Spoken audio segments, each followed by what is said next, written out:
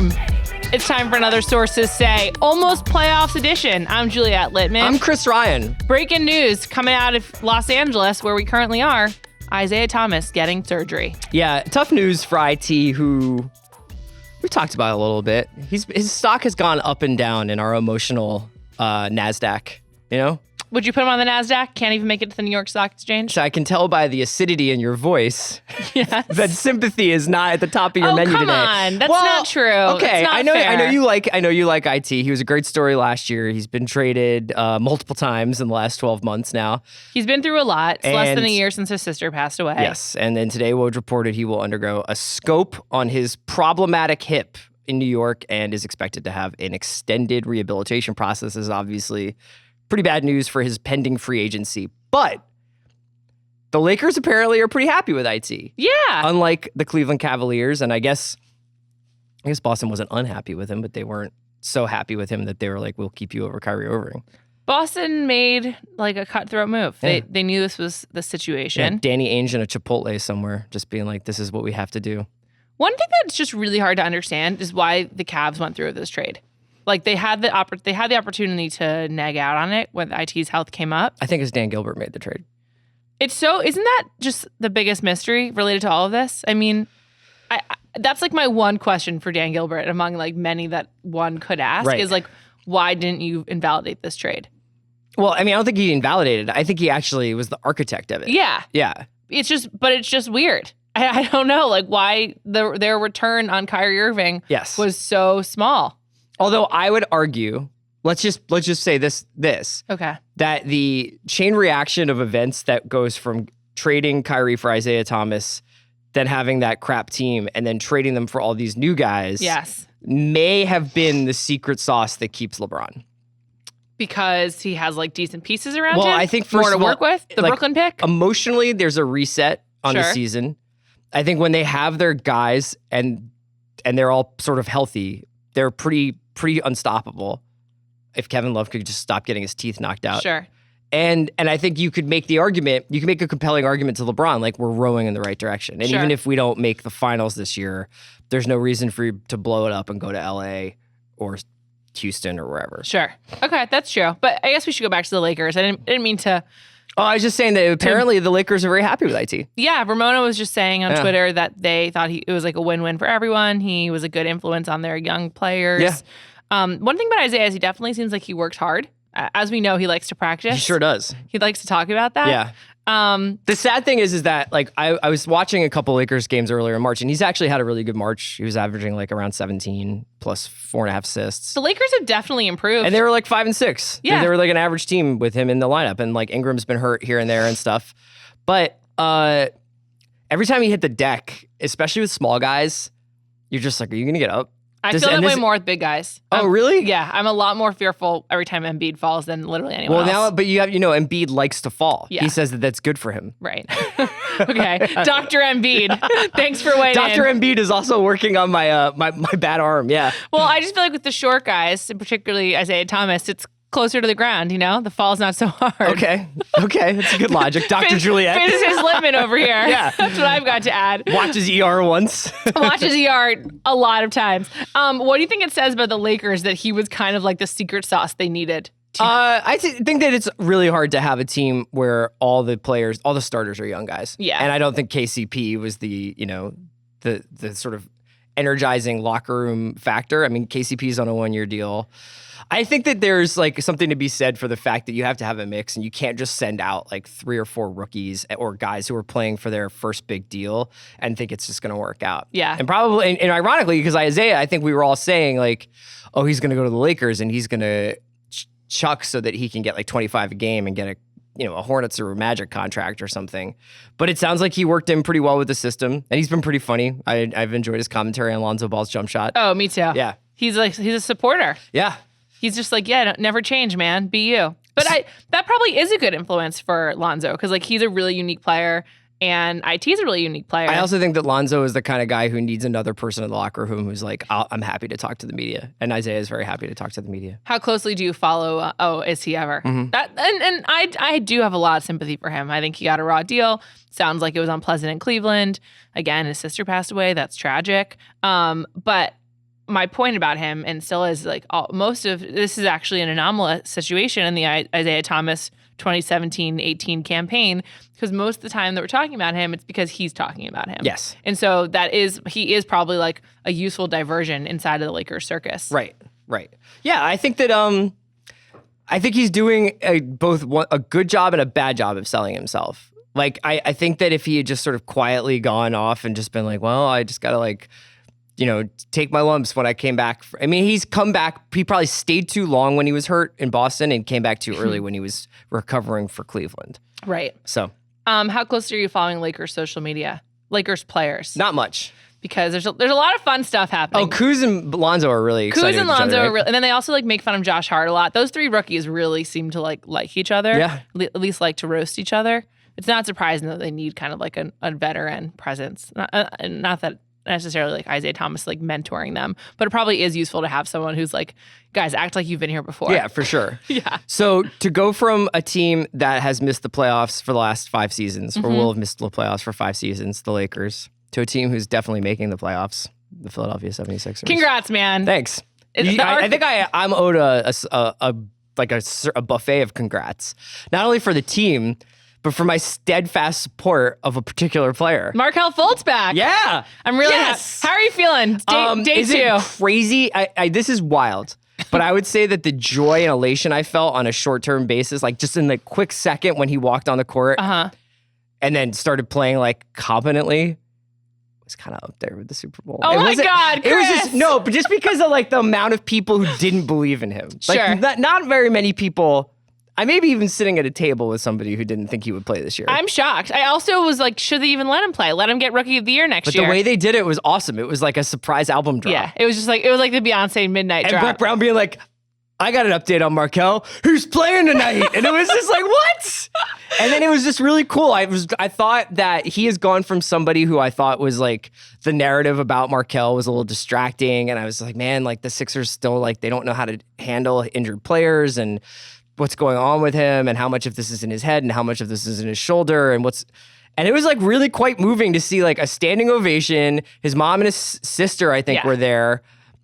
He got his shit blocked like multiple times and definitely doesn't look like he has all his legs, much less his shoulder. 4 times. But he like had a great couple of jumpers at the end of the game, had some really slick stuff and didn't seem like scared or blown away by the moment. And it was like very moving to see how much his teammates actually obviously were like, this is awesome. Totally. I'm really happy for him. I'm happy for you. I'm really, really happy for him. How awful would it be to be like the biggest bust in NBA history? Yeah. Like just so like I'm really sad for the UVA kids. Like I'm like the ones who lost to UMBC and like you guys are the biggest losers in NCAA history. Yeah. Like that sucks. And like I just am really happy that he looks like he'll be serviceable, if not more. He could be even an interesting little thing to throw in the playoffs. Totally, because he was aggressive. Like he was going straight to the basket. I also like really am into his game. I mean, I guess that's kind of stupid. But like I felt like he had like some Harden-y stuff going on. Like both his handle, the way in which he was like changing tempo. I don't think he's as good as Harden, obviously, but like I thought it was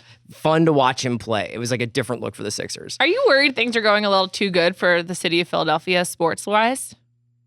Somewhat. Because all you can do is fall. Did Boston fall? Wow. Not really. Boston were like losers for like 80 years. And then not 80. Well, how long was the curse? Because of Babe Ruth? Yeah. Well, I was thinking of the Celtics. The Celtics. Okay, but like Boston were losers. Sure. And then like the Celtics came back and the Patriots and the Red Sox. So it's like, it's possible. That's great. You're just so full of hope in life. Kind of like this locker room. It seems like these dudes like each other. Yeah. I'm still a little dubious about how Ben Simmons fits in. Can I ask you snap right now? Mm-hmm. Give me your top 3 Sixers. Number 1, Ben Simmons. Okay. Number 2, Joel Embiid. Number 3, might be Rock Covington. Okay. I'm going Dario, Markelle, Embiid. But I still love Ben. It's just, and Ben is creeping into the top 3. This is not like their on-court stuff. I'm talking about just their personas. Off-court. Yeah. So Ben's dating Tinashe, which I was given the opportunity to discuss briefly on NBA Desktop. Fantastic video. Thank you so much at Network, Jason Concepcion. I am just so happy. This is our first NBA hip-hop couple in a while. Yeah. Falls in the great lineage of Brandy Norwood and Quentin Richardson. Interesting. And the still together Shannon and Monica Brown. Oh yeah. They're just like forgotten in the history of like important NBA couples, but they're up there for me. Okay. And so I'm just really happy that Ben Simmons and Tinashe. She seems like a lovely young lady. I like her. Yeah. She gives good interviews. I've actually don't know any of her music, but I've watched her on The Breakfast Club several times. Have you? Yes. And really excited about that. And then it turns out that when they have team breakfasts, a player has to give some kind of presentation. And Ben Simmons gave a presentation with a slideshow about his native country of Australia. Sidebar. What's up with Australia's like tourism board and like what they're funding? So they've got Danny McBride and Hemsworth doing these like promotional fake trailers for Crocodile Dundee that wound up being like an Australia tourism commercial. Sure. Liked it. What do you think the chances are that Ben Simmons' Australia PowerPoint was actually SponCon? Oh, interesting. I'm going to put it at like 20%. Okay. What do you think? I think it's like 50. There's a 50-50. He played for the Australian national team. It's not like he's not known in Australia. Sure, he's super famous there. And that PowerPoint seemed really like clean. It seemed like somebody put it together. I was wondering who made it. And I was like, who's the Instagram assigned? of the PowerPoint seemed like a professional photo shoot.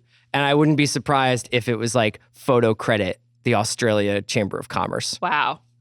I believe they're the same government that made Amber Heard and Johnny Depp do like a video apologizing for like smuggling some kind of animals outside of the country.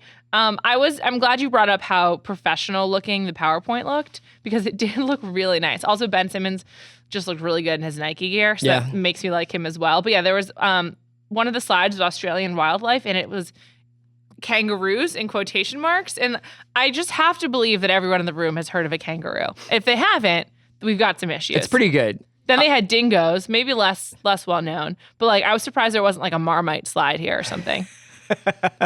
Here's another thing I want to say about Ben is that like he's so composed. Like he doesn't seem like a rookie at all. Like he never seems too up or too down. Yeah, like he seems like right there, and he's getting into a little bit of like he can do a little trolling if you let him. So last night there was an Instagram video of Ben and Karl Towns were playing PlayerUnknown's Battlegrounds, which I guess is like kind of like a Fortnite game. Sure. Fortnite's having a big moment too, I guess. Totally. But Ben was playing and he was talking to Karl Towns on, I don't know, I guess it was Twitch or something, and was like, play with me, like play this game with me. And Karl's like, I don't know, we have a game tomorrow, I have to go to sleep. And he was like, well, who are you playing? And he was like, Atlanta. And Ben's like, then you can definitely play with me. Oh my God. I love it. But also, like, Karl Towns needs to get his rest. The Timberwolves, we're going to talk about them in a little bit, but they're in 8th. They need to watch out. Trouble for the Timber Pups, as we've been saying here. Who do you think will ultimately be a more exciting celebrity? Not basketball player, but celebrity. Joel Embiid or Ben Simmons? I feel like Joel is going to burn bright and fade away. I think so, too. I think we're going to get like 5 incredible years from Joel, but Ben, I could see like in an American Express commercial in 12 years. Yeah, I just feel like Ben Simmons is more durable and has like there's just something about him that's like effortless, where Embiid's like kind of a tryhard, like in a really endearing way. Yes. Yeah. But I also just think that like Embiid though is like probably like the better person. It seems like he was really like a huge cheerleader for Fultz this entire time. It was so moving. Which is awesome. Yeah. Like the thing that's great about how good at basketball Embiid is that he just seems like a great guy. He tweeted when they announced that Markelle was playing, Embiid tweeted the Undertaker gif of him like standing up. Like, you know, it's just great. It's great stuff. Covington pouring Gatorade cups on Markelle after Bobby the game. Rock. Yeah. I love it. We'll be back to talk a little bit more about some of our favorite fascinations after a quick break from our sponsor. I'm sorry, did I cut you off? I forgot what I was going to say. It doesn't matter. This is a big one. This combines a lot of my interests. There's also, this one spans years. Yes, spans presidencies. Are you in or are you out on Lorde, the singer, being a huge Oklahoma City Thunder fan? She's a Thunder buddy. She's a Thunder buddy. I'm super in. Super in? Yeah. Did you like Lorde already? Yeah, love Lorde. Do you think she factored into the What's Lorde's approval rating right now? Pretty high, right? I think it's high, but do you think she factored into the Jack Antonoff, Lena Dunham breakup? No, I don't think so. Okay. Because I think that's just like a major negative for her. But if you don't believe it, then we're all good. Do you believe it? I can't rule it out, no. Okay. So where do you put Lorde's approval rating factoring in her possible participation in that? Lorde music, very pro. Lorde person, medium. But I really like her music. What about Lorde NBA fan? Lorde NBA fan. I'm going to give it a shot. I want to be in on it. I think it's fun. I also like that so Lorde's from New Zealand. She's a Kiwi.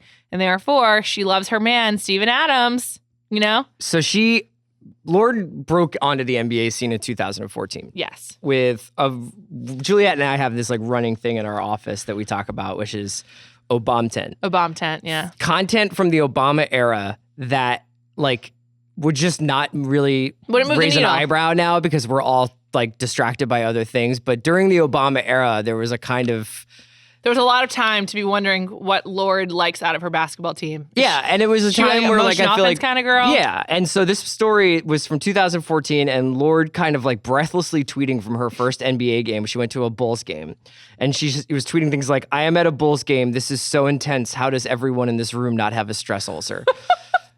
I am such an outsider in this world of sport, but I feel very proud of all playing. The cheerleaders are doing synchronized movements to small pieces of drum-based instrumental music. Now this seems like, what are you, like an infant? Like, come on. You know, yeah, it's like, come on, girl. Like Lorde of 17, just because she's from New Zealand. It's not like she doesn't know what basketball is. It's a global game. Right. But back at the time, we were like, everybody thought this was delightful. How hilarious. Ha, ha, ha. I can tell you do think that she broke up Jack and Lena. I do. I actually really do. I hate cheaters. Okay. I hate people responsible for breakups. So Okay. I don't know. Something about Lorde does rub me the wrong way. I just feel like jeez, is this a new bit? No. I really like her music though, so I just try to ignore it. Like Supercut and The Louvre is like really just two songs. Okay, so like for Juliet, 100% approval rating is Adele. Yeah. Where's Katy Perry? Yeah. Probably like a 82%. Okay, because you're kind of a vague Katy cat. I'm a vague Katy cat. I'm worried she's just sort of a little, I was gonna say simple. I was worried she's just a little dumb, but. Which one do you think is worse? Simple. Okay. Being called simple is really mean. Yeah. I like Lorde. I just don't think she's like my number one pick for like famous Thunder fan. Okay, who's your number one pick for famous Thunder fan? Adele. Like Casey Musgraves? Oh, that'd be a good one too. Yeah. I love Casey Musgraves. Yeah, cool. Miranda Lambert would be good too, but I don't know. I just don't believe Lorde will really like go to the finals with them. It's like, I don't think the Thunder will go to the finals either. So. She's just like, yeah, if it fits into my schedule. Yeah. But I do like that Steven Adams has a celebrity fan. Yes. So just to bring this full circle, Steven Adams, almost 4 years later to the day, after Lorde first came and saw a game of sport in Chicago, Steven Adams and Andre Roberson, his bro for life. Seriously. They're really tight. I think it's cute. Went and saw the Lorde show in Oklahoma City. It was in Tulsa. They drove to Tulsa. Oh, really? Yes. Do you think they have a driver or do you think they drive together? I bet they drive together. I bet Steven Adams like, I don't want a driver. Yeah. He's like, no. Do they drive on the other side of the street in New Zealand? No idea. It's only England, right? It's also like some other English properties. Like I know the Cayman Islands. It's the other side. Oh, okay. So it could So be. anyway, Steven Adams, Lorde, it's been a really nice week for Steven Adams. He had a very funny, Paul George was asked about Steven Adams and he was asked about like, what's it like playing with him? And he had this very funny quote where he was like, I thought when he arrived in Oklahoma City, Paul George said, I thought he was just some cocky, arrogant dude who always wanted to start trouble. I just thought he was one of those bigs that at every opportunity he wanted problems. And when I got here, it was the truth. He was joking. And then Paul George laughed. Yeah, Paul George laughed. Where are you putting the odds on Paul George staying in Oklahoma next season? Really low. I'm going to go with like 35%. I really appreciate likely. you being so positive about the Sixers because I can tell you're feeling pretty cynical today. Yeah. I'm just hardened by this cold world. I actually wanted to talk to you about how I feel like my playoff allegiance is really up for grabs. I just don't know which team I'm like, yeah, I need to watch every single one of their games. It could be the Sixers. I think the Blazers are super in play for you. Yeah. I watched Blazers Pelicans last night and I was like, why am I watching Blazers Pelicans? My second Blazers game in almost as many days. Every Blazers game is like 120, 118 and comes down to the last minute and it's always Dame time and they have lots of fun dudes. I also just love Nurkic. Yeah. I love watching him play. I think he's probably a huge jerk. Uh-huh. And he looks like an 80s villain. So what more could you ask for? Him and I think he and Steven Adams got in a little shoving match during that Thunder game, right? Oh, yes, they did. That would have been like Godzilla versus Mothra. I don't know who wins that fight. Fist to fist? I honestly, like, that would be like one of those, like, we need to get the National Guard involved. It would probably be like on the challenge when they hit a stalemate. Like, that's what it would be like. Though, actually, if I had to pick two NBA players to go on the challenge, I might pick Steven Adams and Nurk. I feel like Nurk doesn't have a lot of lateral mobility, though. Does he? No. but he's good. All right. Yeah. What do you think about Paul George choosing Terrence Ferguson to be in his new Gatorade commercial? I want to know what the decision-making process was like for that. It's incredible. It's like Chris Paul gets to Houston. He was like, oh, cool, I've got this huge sponsorship. Trevor Ariza. I think I'll involve my old favorite friend, Trevor Ariza, and the star of my team, James Harden. Cool. Good idea. Brand savvy of me. Paul George gets to Oklahoma City, and, he has a signature shoe. He's got this Gatorade deal, and he's like, cool, who can I involve in my... Nick Collison, the big brother of the team, perhaps? Raymond Felton. Carmelo Anthony, a veteran of the spotlight. No, I think I'll go with Terrence Ferguson. I wonder if too many of those other bigger players had other beverage deals. So they were like out of commission. Yeah, Powerade or whatever. Body Armor. Sure. That's what it's called, right? The drink? I don't know. Yeah, it's. I was just wondering. I only drink Russell Wilson brain water. Body Armor endorsers are Kobe Bryant, James Harden, and Klay Thompson, of course. And Klay was like more recent. So because Kobe and Harden were like among the first Body Armor endorsers, I was wondering if Rob Pelinka owns a piece of Body Armor. Juliet investigates. I'm gonna look into that. Like, is there like an SEC filing I can like investigate? You can look that up. Yeah, I know, because I am curious about it. It is interesting how like players align. I mean, it's not that interesting. It usually has to do with their agency. Well, I was listening to Rich and Bill and Kevin Durant's podcast. Great podcast. Check it out. Bill Simmons' podcast. Have you heard of it? And Kleiman was talking. Rich Kleiman, who's Kevin's like agent, business partner, was talking a lot about like the investment things that they want to do now, and how it's like they don't want Kevin to have to be like a brand ambassador, but they do want to be like active investors and like members of boards and stuff. Sure. So I wonder whether or not, there's a lot of like, I wonder if that the drink space is very conflicted, Yeah. It really blew my mind when I found out Carmelo Anthony was an investor in SeatGeek. So it's just, who knows what these guys have ownership stake in. I'm just glad I'm glad Carmelo Anthony has made a sound investment. At least one. Yeah.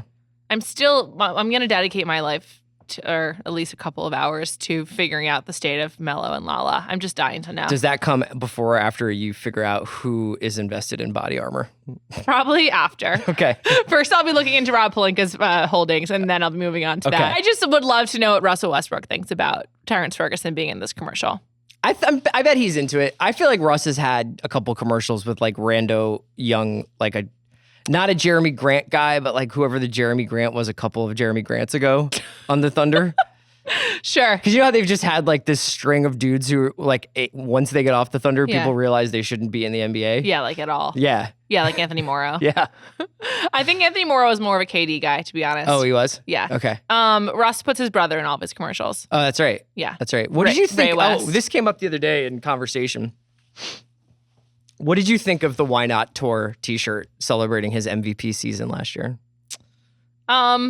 Isn't it weird that he put it on, like he started wearing it now? I'm very self-promotional averse. Like I think it's weird. I think it's like one thing. You don't want to wear a t-shirt that has just like the date of every Batch Party episode? No, but I don't think so. But that'd be really nice if someone like made that as like a present. Yeah. Like if I was Russell Westbrook and I'm with Jordan Brand and they made that for me, I'd be like, wow, this is cool. Thank you. So one of our buddies here at the Ringer, Tanya Hubbard, was saying to me yesterday that Kelly Oubre is like what Russ wants to be.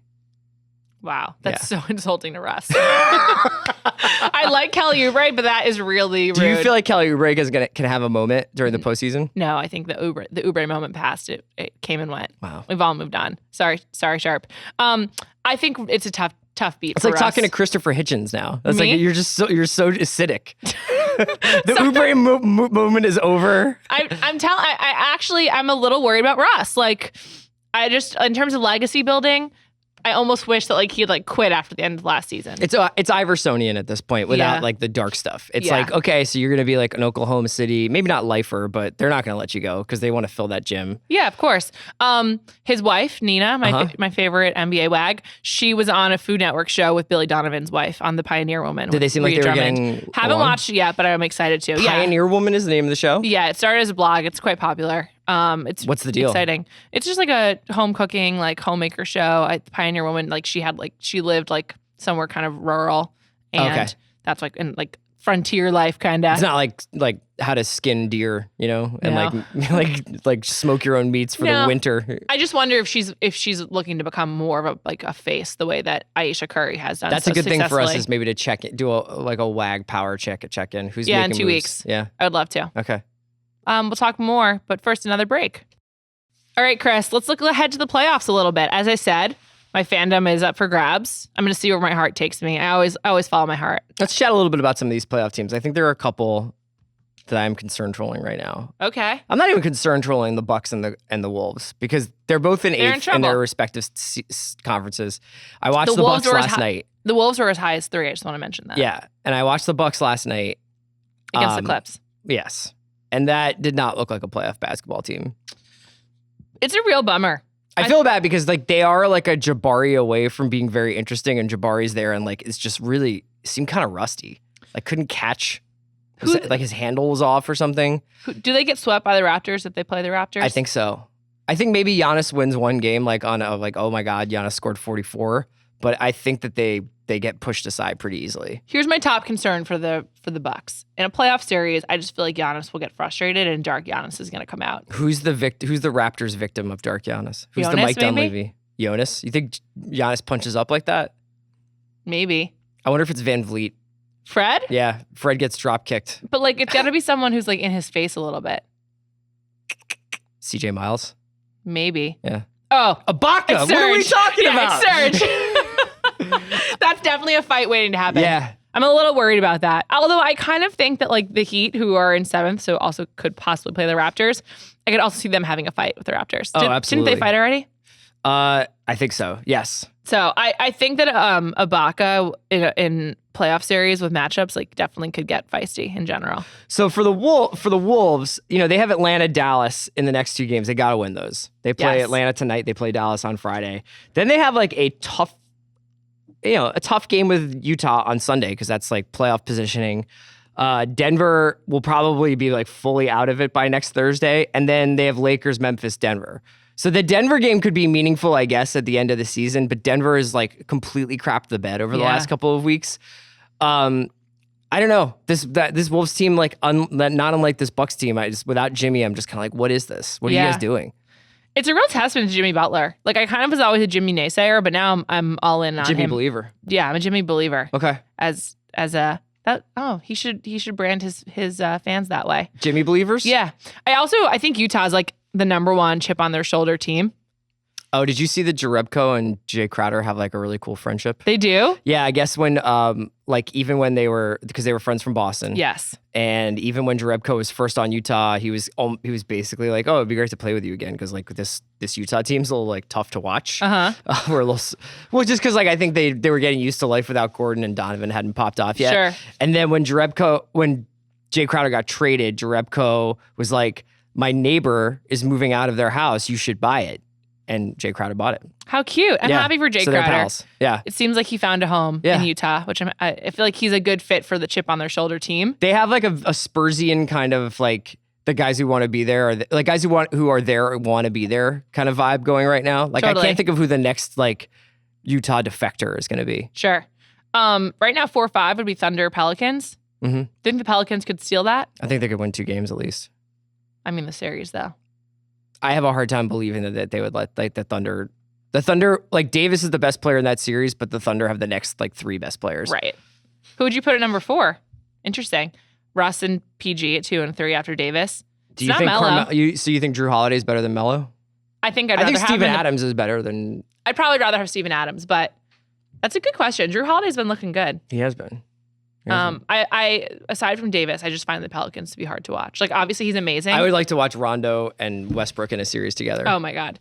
I'm just excited for like some beefing. I feel like it's gonna happen because a lot of teams are like there's a lot more up in the air. Speaking of the up in the air, do you want to just give what's your temp check on the Warriors? All these injuries. I don't believe they're gonna win this year. Kevin did not particularly appreciate Bill's question about whether or not they were like mentally like drained from the last couple of seasons. I've been personally mentally preparing to live in a world I never thought I would have to, where Chris Paul is an NBA champion. I really think it's going to happen. I think like things are just trending right for them. Okay. I think if we've learned anything from sports over the last couple of years, it's that just because something's trending in one direction doesn't mean it's going to happen. Wow. You're referring to when the Warriors were up 3-1 and they lost? And yeah, just no, I just mean like I think a lot like, sometimes Alabama wins it, but like, for the most part, lots of crazy stuff happens. What is the hardest matchup for the Rockets other than a fully healthy Warriors, which I don't know.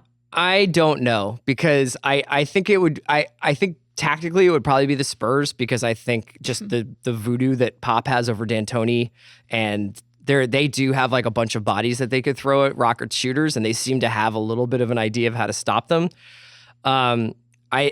Past Thunder teams have always been able to spring something on a playoff series because they're so athletic. I don't know if that's going to be the case this year. So I'm going to go with Spurs, weirdly. I think Blazers would really punch up for them. That's going to have to be a shootout, though. Yeah, it would be a shootout. Yeah. And I think the Rockets probably would win. But the Rockets, by everything we've seen this season and by the numbers, like the Rockets should go to the finals. I will believe it when I see it. Sure. I will believe we don't have, some weird story about and then James Harden showed up in Game 6 and didn't play well. I'll show me a Game 6 where he plays well and I'll be excited. So you're saying show me the money? I'm saying that. Yeah. Okay. Thanks for listening to Sources Say. Thanks to Sonos, Hotel Tonight, and Google Home. And Yahoo Fantasy Baseball. And Yahoo Fantasy Baseball, of course. And Ladder. Happy opening day. It will be back in 2 weeks. Bye.